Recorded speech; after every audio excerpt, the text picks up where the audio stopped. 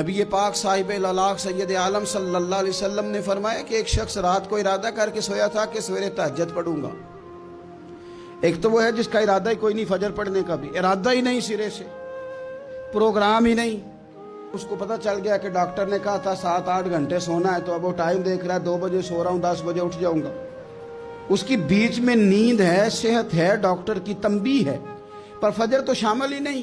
حالانکہ اس بات کو اچھی طرح سمجھ لیں، اگر آپ کا فجر پڑھنے کا ارادہ ہے اور 4 بجے کا 3:45 بجے کا آپ نے الارم لگا لیا ہے، تو 2 دن آپ کو الارم جگائے گا، تیسرے دن آنکھ خود بخود کھل جائے گی۔ انسان کی نفسیات ہوتی ہے کہ 2 دن وہ کسی چیز بھی اپنی عادت کو سونے جاگنے میں پکا لے تو تیسرے دن وہی اس کا وہ مزاج بن جاتا ہے۔ تو اگر نیت ہی نہیں، ارادہ ہی نہیں، پروگرام ہی نہیں، تو کیسے آنکھ کھلے گی؟ بلکہ پھر تو یہ ہوتا ہے کئی دفعہ آنکھ کھل بھی جاتی ہے، بندے اٹھ بھی جاتے ہیں پر اٹھتے ہی نہیں، نماز کا وضو ہی نہیں کرتے، آگے بڑھتے ہی نہیں، ہمت ہی نہیں کرتے۔ لیکن حضور کیا فرما رہے ہیں؟ کریم محبوب علیہ السلام فرمانے لگے جس کا تہجد پڑھنے کا ارادہ تھا لیکن نیند غالب آ گئی، اٹھ نہیں سکا۔ حضور فرماتے ہیں نیند تو اب اس نے پوری کر ہی لی ہے نا، پر ارادہ تھا تہجد پڑھنے کا۔ تو محبوب فرماتے ہیں نیند رب کی طرف سے صدقہ ہو گئی اور تہجد کا بھی اللہ نے ثواب عطا فرما دیا۔ ارادے صاف کرے، پکے کرے، نیتیں کھری رکھے، نیت صاف رکھے، اخلاص پیدا کرے، تو پھر تو گھر میں بیٹھے بیٹھے بڑی نیکیوں کا ثواب ملتا ہے۔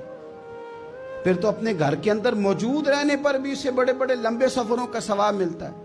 حضرت انس بن مالک رضی اللہ تعالیٰ عنہ فرماتے ہیں ہم تبوک سے واپس آ رہے تھے تو نبی پاک علیہ السلام نے فرمایا ہمارے کچھ بھائی ہیں بھائی جو بیٹھے مدینے میں ہیں، پر ہم نے جو گھاٹی بھی طے کی، جو سفر بھی طے کیا، وہ ہمارے ساتھ ہی تھے۔ بیٹھے کہاں ہیں؟ مدینے میں، پر ہم نے جتنا سفر طے کیا وہ ساتھ ہی تھے۔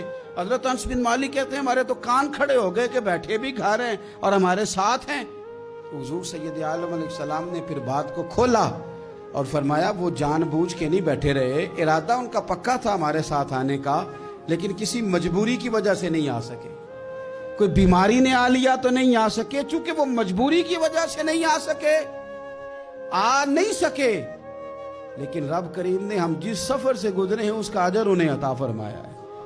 ثواب میں، اجر میں وہ برابر کے شریک ہیں، چونکہ ان کا ارادہ پورا تھا، پروگرام پکا تھا، وہ آنا چاہ رہے۔